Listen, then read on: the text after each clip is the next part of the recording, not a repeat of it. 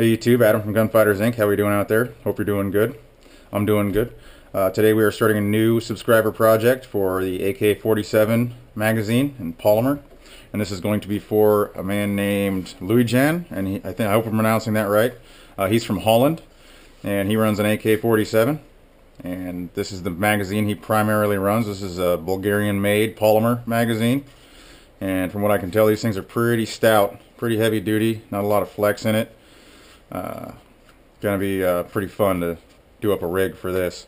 From what I can tell from this channel, he's pretty serious about training, so I can relate to that. So I am going to, as always, do the best possible job I can on these and make them work for him. And he said he runs primarily the polymer magazine, but I do have a steel magazine, so what I'm going to do is I'm going to go ahead and mold it around this, because it does seem a little bigger, and it's a little bit thicker and just a little bit more beefy being made out of plastic. But the one thing that this magazine, the steel has, it has this, like this spine. When the magazines are pressed together, they leave this spine on there where they spot weld them together, and these things don't have that. So I don't know if that's going to be an issue or not. I figure once I put the shim in there and shim this up real well, they should both work. But I am going to use this as a primary mold, just because that's what he runs. So yeah, that's pretty much it, and we're going to go ahead and get this started.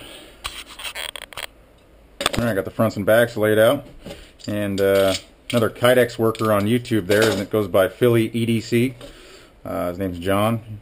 Showed me a better way how to cut Kydex. Just use a razor blade and just score it along using a straight edge, and then bend it over and break it. So that makes it a lot easier than using the shears. So John, I want to give a shout out. Thanks for that. And if you guys get a chance, go over check out his channel and make some really nice stuff over there too.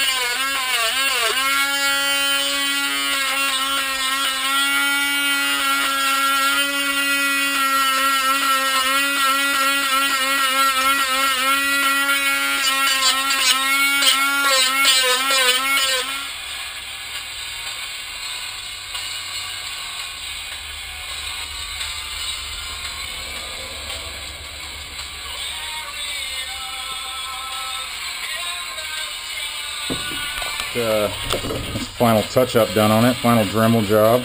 Everything's gone through with Dremel, and then I go over that with sandpaper. Get it really nice and smooth, no grabbing. I don't want this thing grabbing on a sling of your weapon. I don't want it grabbing on anything. I don't want it grabbing on anything except for the magazine when it goes in nice and sweet. Perfect retention, with the retention dialed in. Working against these tabs here, as you probably noticed. But it's coming along good. You can see the totally dremeled out job as opposed to the haven't even really touched it yet. But there you go. I don't know if you can see from there, but gives you some idea where I'm at. So I'm going to do this, or do that to this one, and then we'll be there. Dial in the retention, play with it some more, and I just kind of sit here and stick it in and out over and over and over again, making sure it's good, and both are the same, which is going to be the same. They are the same, so let's see where it goes. Alright, so there you have it. Evolution chest rig for AK-47. 7.62 by 39, and this is for polymer.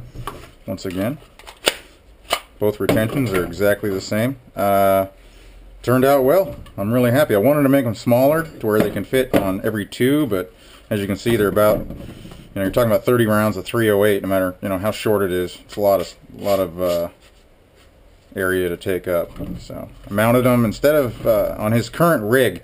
He has it mounted in pretty much something like, let me see here, something like this. And this is just a regular old AR-15 from Tactical Tailor, but he has it mounted in something like that. which is nice, you know, but prone to fall out, and they don't hold, the retention isn't as well. And only that, I think in his version, he almost had it, I'm not sure what kind of pouches he has, if they're made for AK or not, but it almost turns the pouch, or turns the magazine kind of like that, so all the magazines are laying in there like this, instead of being straight up and down like I want them to be, right? They're all turned like that, and what that does is when you're going to put, you know, say a magazine is in, you know, this pouch, and you go to put this one away, you have this, the top of that mag kind of in the way. So I took the whole magazine and I turned it. Okay, so as you can see, we're running straight up and down. Now, if he's used to putting the magazine away like this, it's going to catch. So he's going to have to get used to almost, you know, see that straight line I kind of drew on there. You're going to have to get used to, Louis John, you're going to have to get used to putting it away straight, which shouldn't be too hard. So, features, same as pretty much everything else that I build. High in the back, low in the front, so you have that plate to index the magazine against, so when you're going to put it away. And my hope is eventually you don't even need to look down when you're putting it away. So you have high in the back, low in the front. It's chopped off in the front, whereas that last rib is here, so you can come in, sweep it down. So it kind of does the work for you. It's not just a cut off hole, so you're sitting there kind of looking for the hole, you know, under stress. So worked out really well there. All the edges are dremeled nice and smooth and then sandpapered off. It's wrapped around the back, as you can see there, nice and straight and smooth. Everything's really, there's nothing to catch on anything. Using the malice clips, so he's going to be able to run this on his web gear as well as a belt if he chooses to do so. And I took the clips and I moved them up a little bit because these things weigh a ton when they're fully loaded.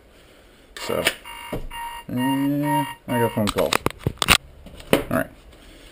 So I also flared the lip. There's first time I've done that. It's never really an issue flaring it, but I want to do just a little bit, and then feel the inside smooth, real nice and smooth.